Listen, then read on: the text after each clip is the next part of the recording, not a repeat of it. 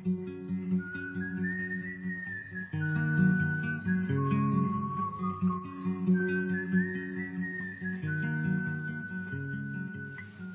we'll turn now to the 6th chapter of Judges, and we find that cycle recurring, which was summarized in chapter 2 and was amplified in all the chapters following up and through chapter 17 or 16.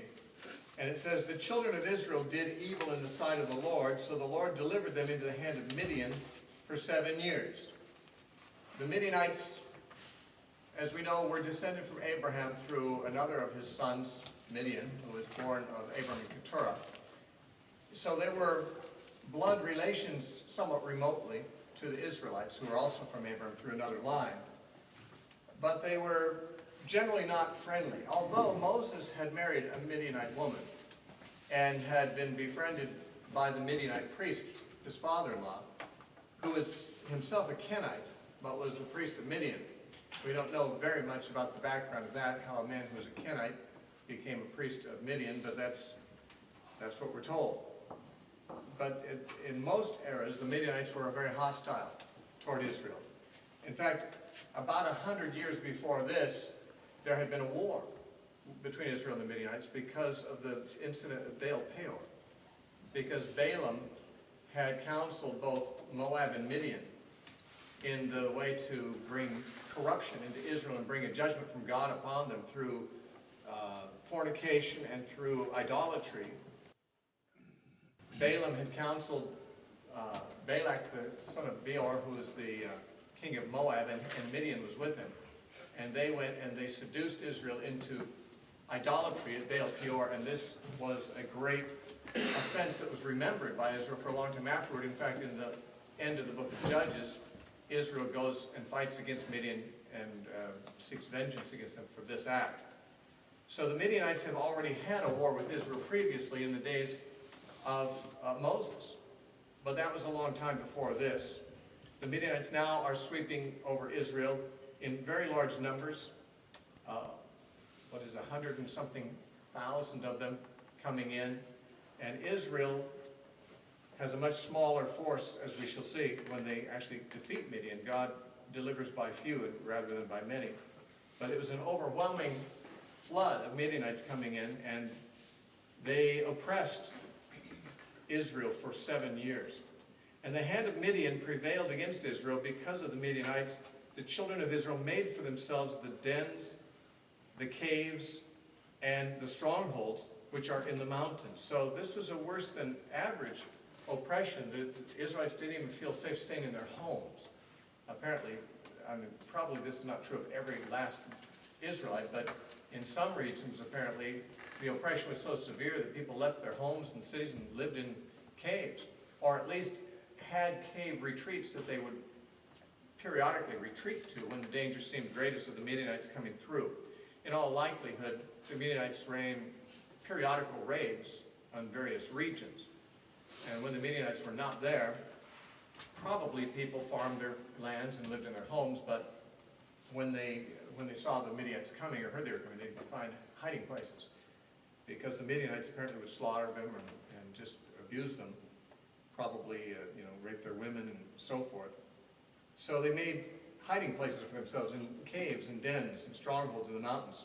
So it was whenever Israel had sown, Midianites would come up, also Amalekites, and the people of the east would come up against them.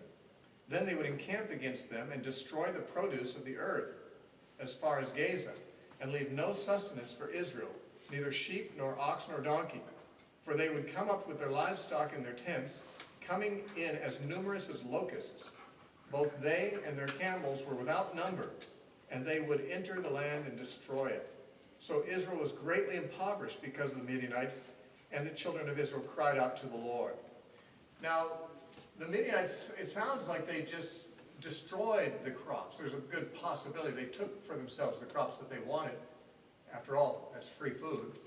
When you're nomadic people, when you're Bedouins traveling around, you can't grow food yourself. It's probably very rare for you to be able to have an abundance of grain because you can't grow it yourself. You probably have to buy it by trading with other peoples. But In all likelihood, they took and ate as much as they wanted, like locusts they came in, it says. But they, just like locusts, when the locust plague has gone by, they've left nothing green standing. Locust plagues just totally denude an area of all foliage and all greenery. And that's what they apparently did. They probably ate what they wanted and just burned or destroyed the rest, just to be oppressive. And so Israel was greatly impoverished and starving to death in many cases. Although this policy of the Midianites was apparently periodical. They'd be gone, and then they'd come in at harvest season and do all this damage. Some of the Israelites found ways to salvage a little bit of wheat or a little bit of food when the Midianites were not there, and take care of their needs secretly that way, as we find Gideon does himself. He's got some wheat hidden from them, and he's very quietly and secretly threshing it actually in a wine press, which is not a normal place to do that, but where he hoped not to be found. So they cried out to the Lord, as was the case after the oppressions previously, and this led to God raising up a deliverer. In this case, the deliverer was Gideon, and in this case we have a lot more detail about the man, the nature in which God called him, his own reservations, and what it took for God to convince him. Much more than any of the previous judges. Gideon and Samson are the two judges about which we really get a character sketch of the men, much more than the others. So this is a lengthy account, goes through chapter 8. And so it came to pass when the children of Israel cried out to the Lord because of the Midianites that the Lord sent a prophet to the children of Israel. This is before he raised up a judge, who said to them, "Thus says Yahweh, God of Israel, I brought you up out of Egypt and brought you out of the house of bondage. And I delivered you out of the hand of the Egyptians and out of the hand of all who oppressed you, and drove them out before you and gave you their land. Also I said to you, I am the Lord your God. Do not fear the gods of the Amorites, in whose land you dwell. But you have not obeyed my voice." So they're crying out to the Lord, and the Lord actually sends a prophet and says, "What are you crying to me for? You haven't obeyed me. I told you to get rid of the Canaanites and their gods, and you've instead compromised with this. This is what you deserve." Nonetheless, despite this rebuke, we find that God does send deliverance. But he wants them to feel rather convicted about their crimes, not just grieved about their oppression. They cried out to the Lord not in repentance necessarily, but just in agony, and God had pity on them. But he made it very clear that they deserved a scolding over their behavior. In verse 11, "Now the angel of the Lord came and sat under the terebinth tree which is in Ophrah, which belonged to Joash the Abiezrite, while his son Gideon threshed wheat in the winepress in order to hide it from the Midianites." Now, we have here a reference to the angel of the Lord, and most evangelical scholars are agreed that the angel of the Lord in the Old Testament is different than just an angel of the Lord. There are many angels, and sometimes an angel is sent to do a certain thing, but on occasion we read of the angel of the Lord, the messenger. The word angel means messenger of the Lord. And Christians usually understand this reference to be what we call a theophany, an appearance of Christ prior to his incarnation, at least of God. It is a representative of God who speaks as if he is God. And so, generally speaking, the angel of the Lord is not really distinguished from the Lord. In fact, it was the angel of the Lord that appeared to Moses in the burning bush. And if you read the narrative, it sometimes says, "And the Lord said to Moses." Then sometimes it says, "And the angel of the Lord said to Moses." It speaks of the angel of the Lord interchangeably with the Lord himself. And there are 3 times when the angel of the Lord seems to appear in the book of Judges. We saw one of them when he appeared as the commander of the Lord's hosts. I'm sorry, that was in Joshua. But that was the angel of the Lord too. But there was, seems like there was another earlier appearance of the angel of the Lord. Where is that? Oh yeah, chapter 2. Chapter 2, verse 1. It says, "Then the angel of the Lord came up from Gilgal," and basically gave a message similar to what the prophet gave in this chapter. The angel of the Lord doesn't come with that message here. But that's the angel of the Lord in chapter 2, verse 1. Then we have this incident, chapter 6, and then we have in chapter 13, verses 3 through 23, the angel of the Lord comes again and communicates with Samson's parents. So God, perhaps Christ, pre-incarnate Christ, actually appears on earth 3 times that are mentioned during this period of time. That's on average about once per century, though. That's not frequent, even in Old Testament history. But the angel found Gideon, who was threshing his father's wheat, what they could hide from the Midianites. Threshing, of course, is the process by which they separate the wheat kernels from the chaff so they can ground the wheat without the chaff being in there. And that was the process. They did it, but they didn't usually do it in a wine press. They usually did it in a threshing floor, which is above ground. The wine press might have been a depressed area dug out below the ground so that he could do it more or less secret, that somebody in the distance on camels coming, or raiders could not see that he was doing it. And so they're trying to hide some food so they don't starve to death and hope the Midianites don't come and get it. This was in a place called Ophrah, which is apparently his hometown. His father Joash is called the Abiezrite, and I don't know where that is from exactly, but the point is that this is a town where this family lives, and it becomes significant later on. And this town, Ophrah, actually becomes a significant center of worship after the deliverance from Midian. And the angel of the Lord appeared to him and said to him, Yahweh is with you, you mighty man of valor. Now, a lot of preachers kind of think this is ironic, that he calls him a mighty man of valor while he's hiding in the wine press, and they kind of laugh and say, this is almost like a sarcastic statement. Here he finds this man, hiding from his enemies, and he calls him a mighty man of valor. I don't think it's sarcastic at all. I think Gideon demonstrated that he was a mighty man of valor, and God knew that. A mighty man of valor doesn't mean that he's stupid, that he takes unnecessary risks. A man who hides his stuff from marauding Bedouins is not necessarily a coward. He's wise, and he is a mighty man of valor. He certainly showed himself to be courageous because he eventually attacked, hundreds of thousands of Midianites with 300 soldiers behind him. So he is a mighty man of valor. He's a very courageous man. How he may or may not have demonstrated that previous to this, I don't know. A man of valor usually means a warrior. And we don't know if Gideon ever previous to this had done anything that showed himself to be a warrior, but God could see, and sometimes even people could see, a warrior in the rough before he's ever actually done any warfare. In fact, David was referred to as a mighty man of valor back when he was tending sheep, before he ever fought in any wars. I'm trying to remember exactly where that is. I believe it's in 1 Samuel chapter 16? Yeah. In 1 Samuel chapter 16, when Saul was tormented by evil spirits, his servants realized that he was going to need to have some kind of relief, and a musician who could play well might do the job. And in fact, Saul himself knew that in chapter 16, verse 17 of 1 Samuel.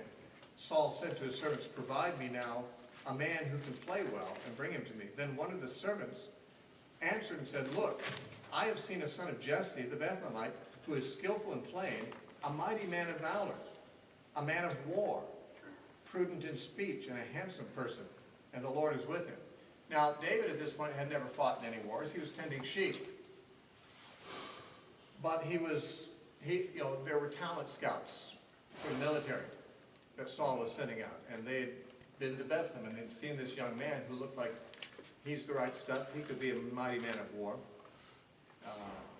I happen to have heard that he plays music. Interesting that David, living in an obscure town, and in a rather obscure profession out on the hillsides with the sheep most of the time, would have had this much information about him known at this point in time, when he was not famous. Yet it means that Saul's, as I said, his talent scouts, his recruiters, were out and about looking for capable men that they might recruit into the army in all likelihood. And so they described David as a mighty man of valor, a man of war, though he had never done any war. So to call Gideon a mighty man of valor, though he might not have had any outlet for showing these qualities yet. Would be something that is legitimate and not sarcastic at all. Gideon did show himself to be just that. Now Judges 6:13, Gideon said to him, "O my Lord, if Yahweh is with us, why then has all this happened to us? And where are all his miracles, which our fathers told us about, saying, did not the Lord bring us out from Egypt? But now the Lord has forsaken us and delivered us into the hand of the Midianites." Then Yahweh turned to him and said, now who's Yahweh? The angel of the Lord is described as Yahweh here. "Go in this might of yours, and you shall save Israel from the hand of the Midianites. Have I not sent you?" So he said to him, "O my Lord, how can I save Israel? Indeed, my clan is the weakest in Manasseh, and I am the least in my father's house." And Yahweh said to him, "Surely I will be with you, and you shall defeat the Midianites as one man." It's fairly common for God to pick men who didn't have any natural qualifications or particular visible promise. When Moses was strong, when he was influential in Egypt, when he was the son of Pharaoh and had a lot of clout in Egypt, he thought of himself as a man suited to deliver Israel from the Egyptian bondage. We know that because Stephen tells us that in Acts chapter 7. He said that when Moses killed that Egyptian who was oppressing the Israelite, that Moses thought that the Israelites would know that he had been sent by God to deliver them. So at that early stage in Moses' life, when he was 40 years old, when he killed the Egyptian, he thought, he knew that he was the one to deliver Israel from Egypt. Yet he was very self-confident. God had him driven out into the wilderness to live and tend sheep for 40 years, and at the end of that time, God actually called him to go do just that, deliver Israel from Egypt. And Moses' response was, "Who am I to do that? Who am I to speak to Pharaoh?" He had lost all his self-confidence. He didn't have a position in the government anymore. He had been humiliated in a profession for 40 years that was an abomination to the culture he was raised in. The Bible says shepherds are an abomination to the Egyptians. And so he just was very much humbled. And in that state, when God finally did call him, actually it was only when he was that humbled that God felt he was qualified to call him. He said, "Who am I to do that?" That's what Gideon's asking. Who am I to save it? How can I save Israel? And God said to Moses the same thing he said to Gideon. He said, "I will be with you." Doesn't matter who you are. It's not about you. This is not you. It's God delivering his people. And I will be with you, and that's all you need to know. It doesn't matter who you are. That's what he told Moses, and he tells Gideon essentially the same thing. "I will surely be with you, and you shall defeat the Midianites as one man." Then he said to him, "If now I have found favor in your sight, then show me a sign that it is you who talk with me." In other words, this man looked essentially like an ordinary man. It is clear the man was talking as if he was Yahweh, saying, "I'm going to deliver Israel through you," and so forth. It's clear that the man was talking like he was God, but he looked like a man. Gideon's thinking, well, okay, I hear the big talk, but how do I know you're who you claim to be? You can go down to the mall in Santa Cruz and find people who think they're God. There's a lot of crazies out there.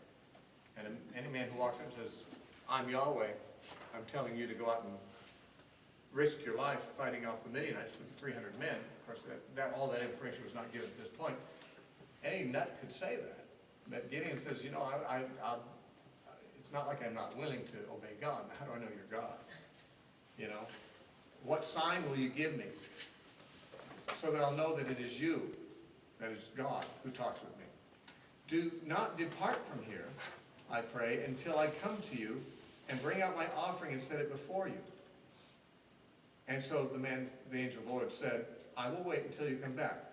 Then Gideon went in and prepared a young goat and unleavened bread from an ephah of flour. Now, an ephah of flour is a lot of flour. It's like a bushel or something like that. It's a lot of flour. At a time when grain was at a premium, and there's famine because of the Midianite raiders, and you just thresh a little where you can when the Midianites aren't looking.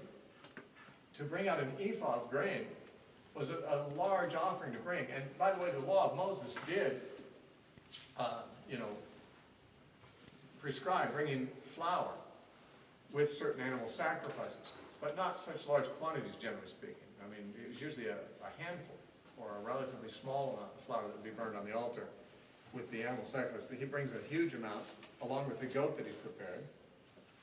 And the meat he put in a basket, and he put the broth in a pot, and he brought them out to him under the terebinth tree and presented them.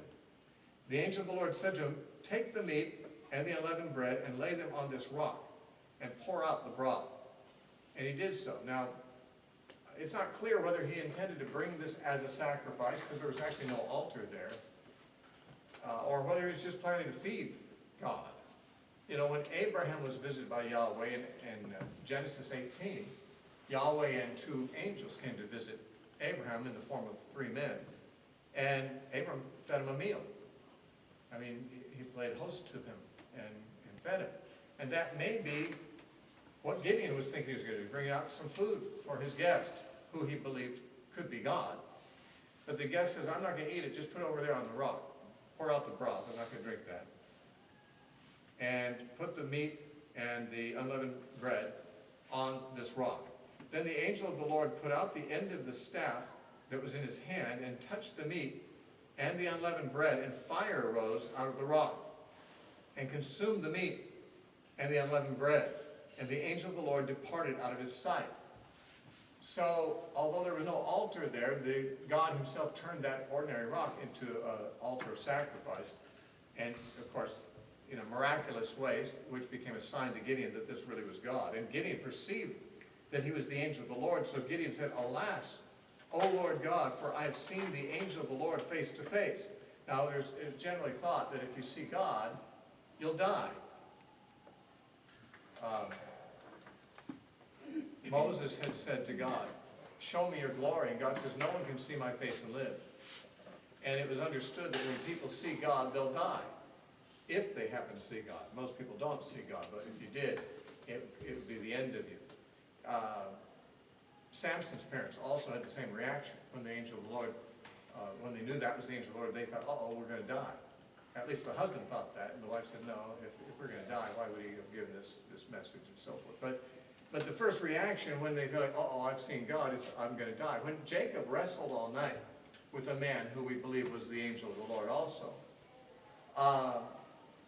at the end of that wrestling match, he said, I have seen the Lord face to face, and my life is preserved. As I've lived, I've survived. Which was sort of a marvel to him. You know, I've seen God, but I didn't die. It's interesting because no one ever really did die seeing God in the Bible. God did appear to people, and they didn't die. But they had this sense that when they're in the presence of God, they're unworthy, as it were, to live. Peter had sort of that reaction when he first met Jesus. Not when he first met him, but when he first saw a miracle from Jesus. When Jesus gave him that great catch of fish, the Bible says Peter fell down at Jesus' feet and said, "Depart from me, Lord, I'm a sinful man." He felt like he could not bear to be in the presence of someone as so majestic. And to be in the presence of God was something that made people uncomfortable, and they felt their own unworthiness and feared that God had appeared to them in order to kill them. Then the Lord said to him, although apparently not through the angel of the Lord who had disappeared, but maybe through a voice in his head, "Peace be with you, do not fear, you shall not die." Maybe a voice from heaven spoke to him. So Gideon built an altar there to the Lord and called it the Lord Shalom, or of course Yahweh, peace. To this day it is still an Ophrah of the Abiezrites. Now again, we have this kind of to this day kind of expression. Those things give some idea of when the book was written. The person who wrote it, this account, was still living, or was living, I should say the altar was still standing at the time that the person wrote the book. Now it came to pass in the same night that Yahweh said to him, "Take your father's young bull, the second bull of 7 years old, and tear down the altar of Baal that your father has, and cut down the wooden image that is beside it." The wooden image is the Asherah pole, which was, they say that the images of Baal and Asherah were often displayed together, and they were very sexually explicit images. In fact, from what I've read, in some cases, some of these images were simply carved replicas of genitals. I'm not sure if they all were, but the worship of Baal and of Asherah were very sexually oriented kinds of rituals. And there was an altar to Baal, and there was an Asherah pole there at his father's house. Apparently his father was an influential person in that town. He might have been the chief man of the town. It's hard to know, because the people of the town took it as a personal affront that his altar to Baal was destroyed. It may have been an altar on his property that the people all used in the village. But it was to be removed. And so, it says he tore down and cut down the wooden image that is beside it. Verse 26, and build an altar to Yahweh your God on top of this rock in the proper arrangement, and take the second bull and offer a burnt offering, sacrifice, with the wood of the image which you should cut down. So Gideon took 10 men from among his servants and did as the Lord had commanded him. But because he feared his father's household and the men of the city too much to do it by day, he did it by night. This was going to be a controversial act because the worship of Baal had pretty much replaced the worship of Yahweh. That's why their problems had come upon them. That's the condition of the nation. They were worshiping pagan gods rather than Yahweh. Now, notice God authorized Gideon to build an altar there, an official altar to God to offer sacrifices, which would be in contrast to that which was in the tabernacle in Shiloh at this time. And so there may be an indication that the priesthood had totally become corrupt and couldn't be relied on to offer acceptable sacrifices. Or maybe because the people had abandoned Yahweh, the priesthood had to just kind of give up for the time being. They didn't have any tithes coming in to support them. They might have had to go, find someplace to work and support themselves. Because when people are worshiping Baal instead of Yahweh, there's no income for the tabernacle. It is possible that the tabernacle had fallen entirely out of use because of the people's apostasy, and therefore alternative sites of worship were acceptable, since there was a special time where Shiloh was not really going to be a place where you could worship. The priest may have abandoned Shiloh at this time for a season. So God tells him to offer a bull on this rock here, and that becomes an authorized site by God himself. And Gideon becomes sort of an authorized priest. Though he's of the tribe of Manasseh and not of Levi, he kind of stands in. Samuel did that in his time too. His predecessor, Eli, was a judge and a priest, a legitimate Levitical priest. But his line was cut off, and Samuel, who became the next judge, also acted as a priest, though he was of the hills of Ephraim and not of Levi, it would seem. So God allowed, what should we say, ad hoc deviations from the ritual law, which ordinarily would require a Levite, ordinarily required that you go to the altar in Shiloh, but because of the general apostasy, it was apparently impossible for them to go to those sites. So he set up a rock as an altar here, and he became the priest who offered. And by the way, after his victory over Midian, he made an ephod for himself, as if he was kind of letting it go to his head, that he's going to be a priest, An ephod was part of the priestly garments, vestments. So it would appear that God, having allowed Gideon to do priestly work right here in his own town, later caused his town, Ophrah, to be the religious center after Midian was defeated. And Gideon kind of made himself the permanent priest, made himself an ephod. It became a snare to his household when he did. It wasn't the right thing for him to do. Or maybe it wasn't wrong, but something about it later caused defection. We'll consider that later when we come to that. Verse 28, and when the men of the city rose early in the morning, there was the altar of Baal torn down, and the wooden image that was beside it was cut down, and the second bull was being offered on the altar which had been built. So they said to one another, who has done this thing? And when they had inquired and asked, they said, Gideon, the son of Joash, has done this thing. Then the men of the city said to Joash, Gideon's father, "Bring out your son, that he may die, because he has torn down the altar of Baal, because he has cut down the wooden image that was beside it." Now, as I said, this property, this was his father's property.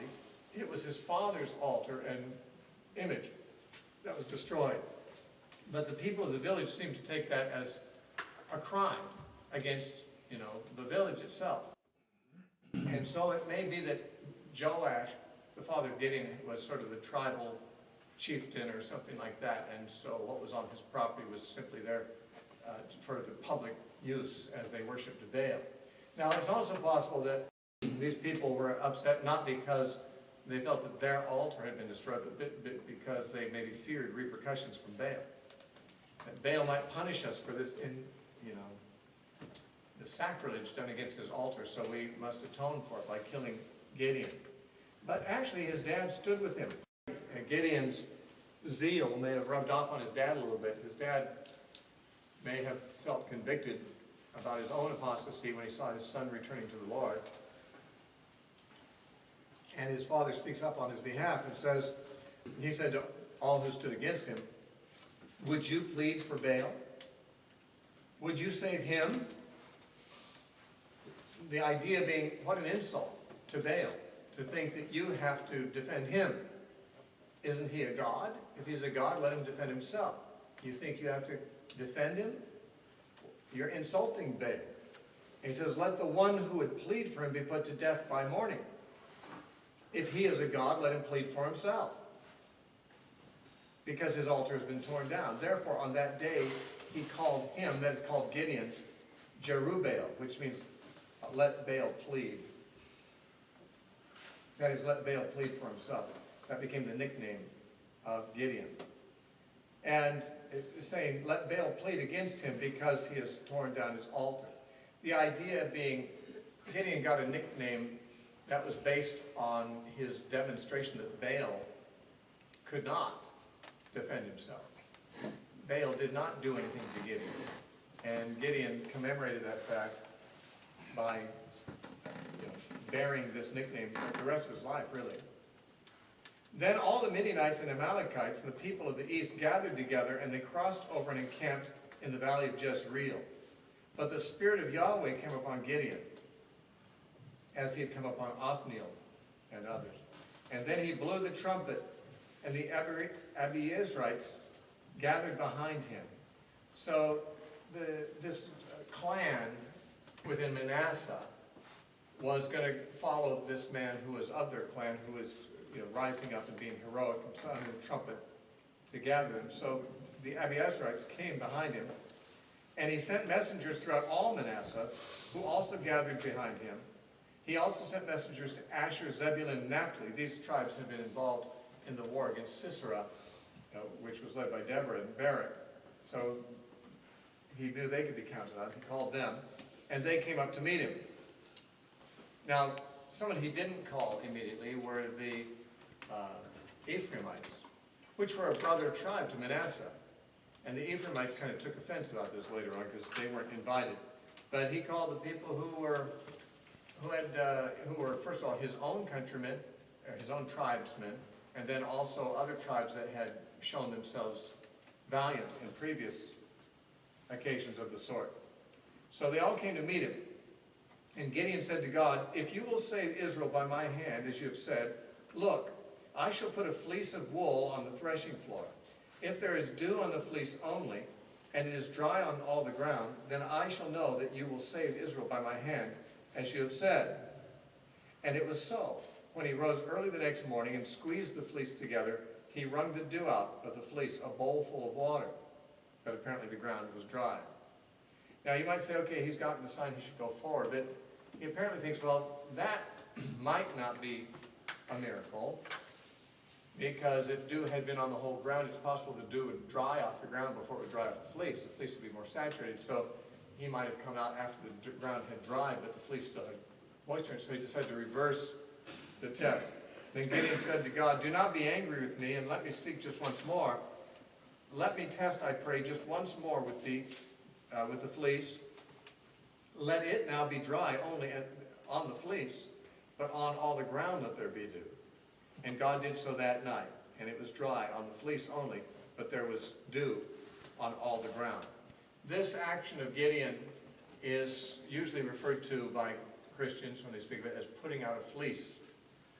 And it becomes sort of a paradigm for a kind of behavior that Christians sometimes do when they ask for a sign from God.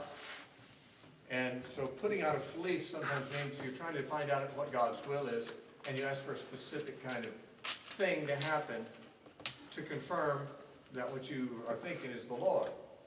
That's how people talk these days. They talk about putting a fleece out. I haven't heard it recently from Christians, but I heard it a lot when I was younger. You need to put out a fleece with the Lord to see if He's, guiding in this way. Some people think it's not a legitimate thing to do. And some people think that Gideon was faithless in his doing it. God had already spoken to him, had already given him a sign and so forth. But those signs that God had given him were before the people gathered. The people that gathered to him were 22,000. The Midianites outnumbered them at least, at least 15, about 7 or 8 to 1, I think. I mean, these Israelites were still way outnumbered. And so it may be that these fleeces were not just for Gideon, but he wanted to show his soldiers that God was in it. After all, he had communicated with God, but these people had not heard or seen or witnessed it. For him to claim, God has called me to lead your people against the Midianites, he's asking them to trust God, but how do they know God? So after the troops had gathered, he did these two things, which, although it only speaks of it as him wanting a sign for himself, in all likelihood this sign was to serve to encourage the people who would come with him that this really was a divine call, that God was really in it. I don't know that there's anything wrong with it. God complied with it without complaint. Gideon is not described as lacking faith. In fact, he's listed in Hebrews 11 as one of those who had faith. The faith of Gideon apparently is considered to be sufficiently legendary that the writer of Hebrews includes him in the catalog of those who, in the Old Testament, by faith, did great things. So I don't think we should see this as a lack of faith on his part. Confirmations for the sake of other people who are faithless may be a legitimate thing to seek. And that may be what he was doing here. Then Jerubbaal, that is Gideon, chapter 7, and all the people who were with him rose early and camped beside the well of Harod, so that the camp of the Midianites was on the north side of them by the hill of Moreh in the valley. And the Lord said to Gideon, the people who are with you are too many for me to give the Midianites into their hands, lest Israel claim glory for itself against me, saying, my own hand has saved me. Now therefore proclaim in the hearing of the people, saying, whoever is fearful, afraid, let him turn and depart at once from Mount Gilead. And 22,000 of the people returned, and 10,000 remained. So he actually had 32,000 originally. I said he had 22. He lost 22 and still had 10,000 left. Still, they were outnumbered at least 5 to 1 by the Midianites, by the count that's given later of the Midianites who were slain. And so they were already a small army, and they got cut back 2/3, from 32,000 down to 10,000, because God didn't want them to have a great army. Now Jonathan at a later date told his armor bearer, let's go, the two of us go and attack this garrison of the Philistines, because it's no difficult thing for God to deliver by many or by few. It's possible that Jonathan was inspired by remembering this story. It didn't really matter how many people there are. If God is with you, you win. And that was something God wanted to demonstrate here, and it may have proved as a permanent lesson to Israel that Jonathan took heed to. Verse 4, and the Lord said to Gideon, the people are still too many. Bring them down to the water, and I will test them for you there.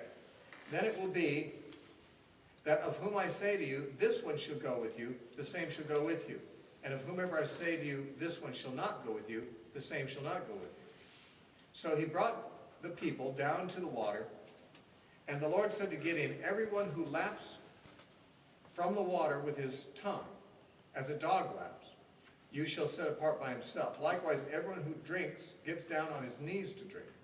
So Gideon was to watch people as they were going to the water and they were allowed to get something to drink. And there are two ways that people did it. Some got down on their knees to drink, apparently put their face in the water. Others lapped water like a dog. That apparently means they lifted the water in the hollow of their hand and lapped it. That would mean that they were not putting themselves in a vulnerable position like those on their knees. They were like people who were still alert and still keeping an eye on things. You know, they didn't want their face down in the water where perhaps an enemy could surprise them. These were men who had more of a warrior mentality, the ones who lapped like a dog, because they'd lift the water to their face and lick it into their mouth like a dog licks water. That's at least how this is generally understood.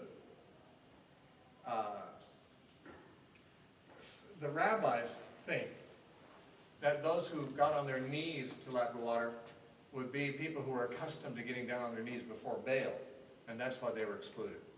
But that's the kind of thing the rabbis come up with in these stories. It's not necessarily a given that people who were used to bowing to Baal would also bow down to get water.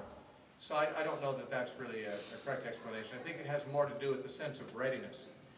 The first group that were sent away were the ones who were the most cowardly, which means the 10,000 that remained because they were somewhat more battle ready, somewhat more of a warrior mentality.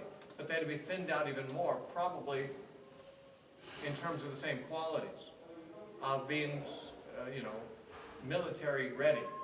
And so those that were down on their knees, if you get down on your knees doing like that, your enemy can surprise you. You can't easily get back up. It's it's not the attitude of a warrior.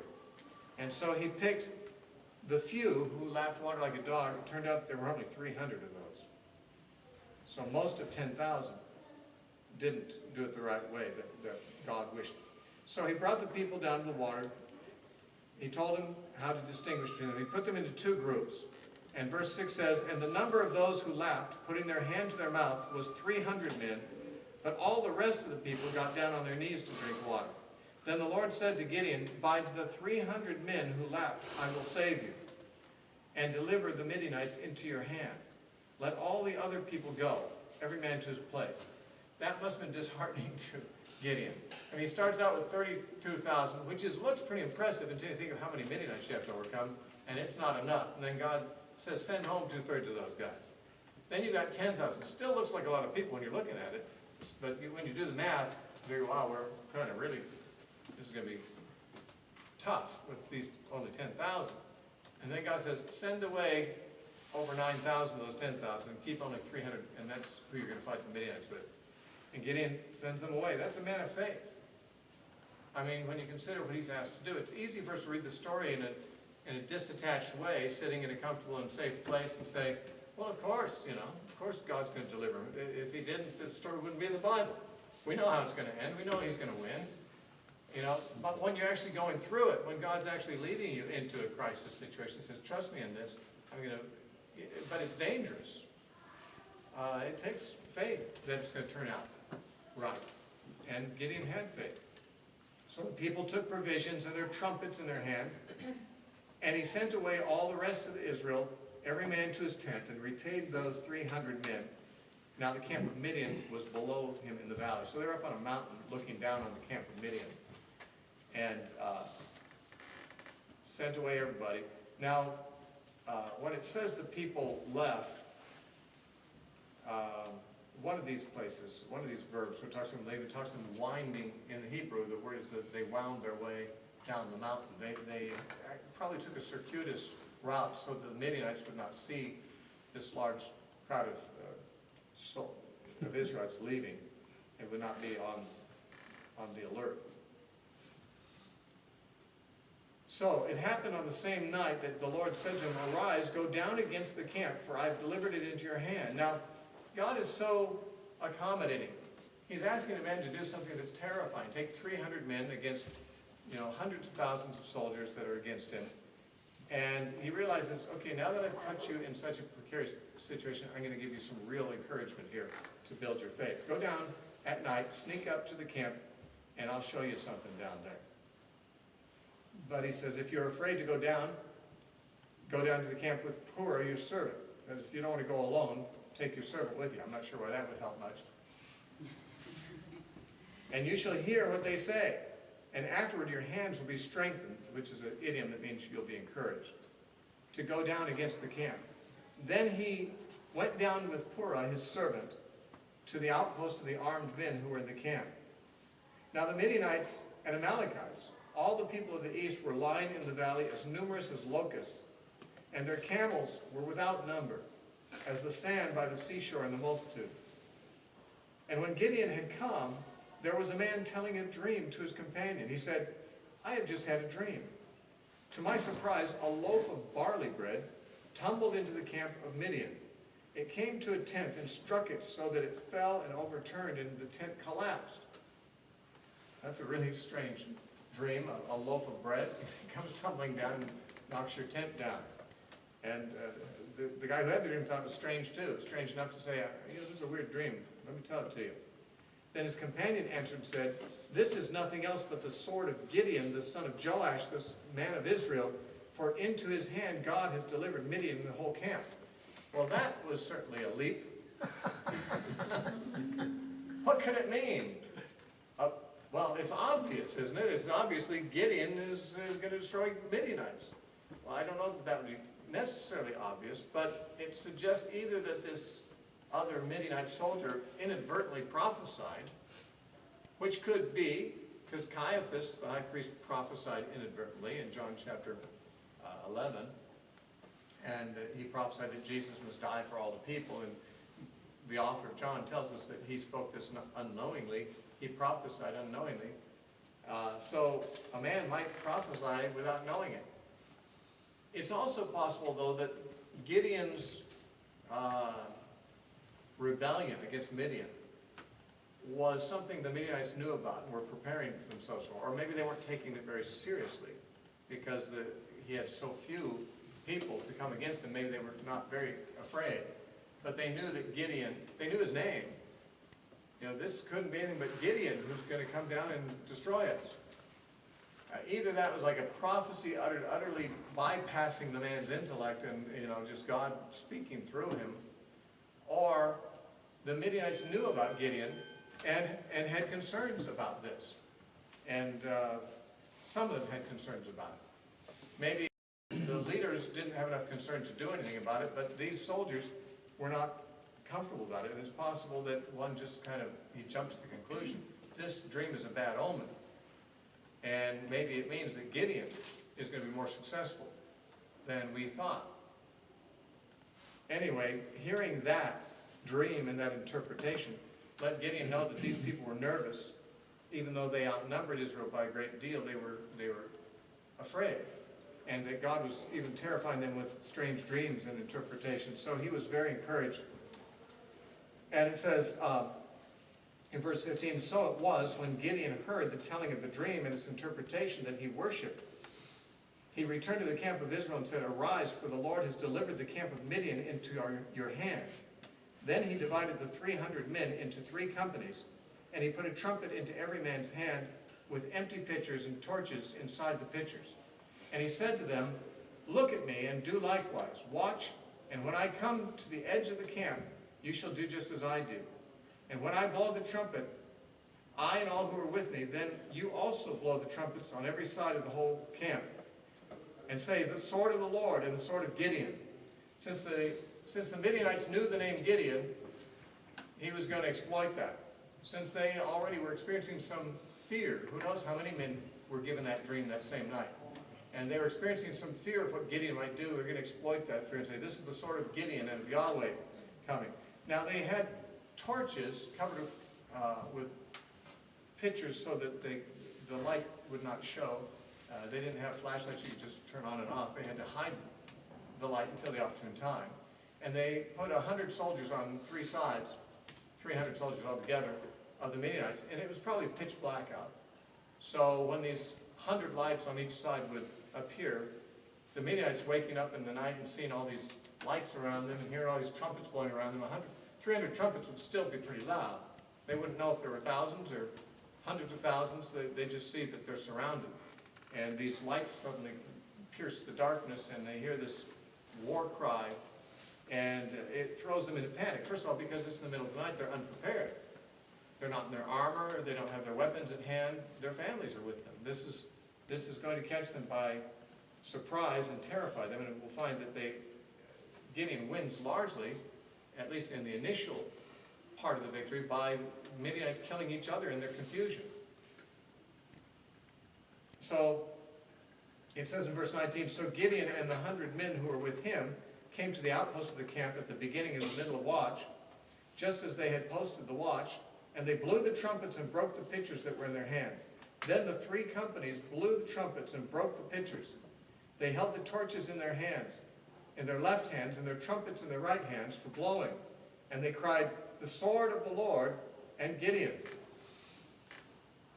Now, they're holding torches and trumpets, but not swords. It seems like you're not going to fight with a trumpet very much, or with a torch even too much. But they would, at some point, abandon the trumpets and take their swords. And every man stood in his place all around the camp, and the whole army ran and cried out and fled. When the 300 blew the trumpets, the Lord set every man's sword against his companion, that is, the Midianite swords against their companions, throughout the whole camp. And the army fled to Beth Acacia, towards Zerera, as far as the border of Abel-Meholah by Tabbath. And the men of Israel gathered together from Naphtali, Asher, and Manasseh, and pursued the Midianites. So those that had been sent away now were encouraged. They weren't fearful anymore, and they joined them. So they only needed the 300 for the initial assault, and that was in order, of course, to show God's miraculous ability to work with a small group. But eventually, many more Israelites joined them and began to pursue the Midianites. Then Gideon sent messengers throughout all the mountains of Ephraim, saying, come down against the Midianites and seize from them the watering places as far as Beth-barah and Jordan.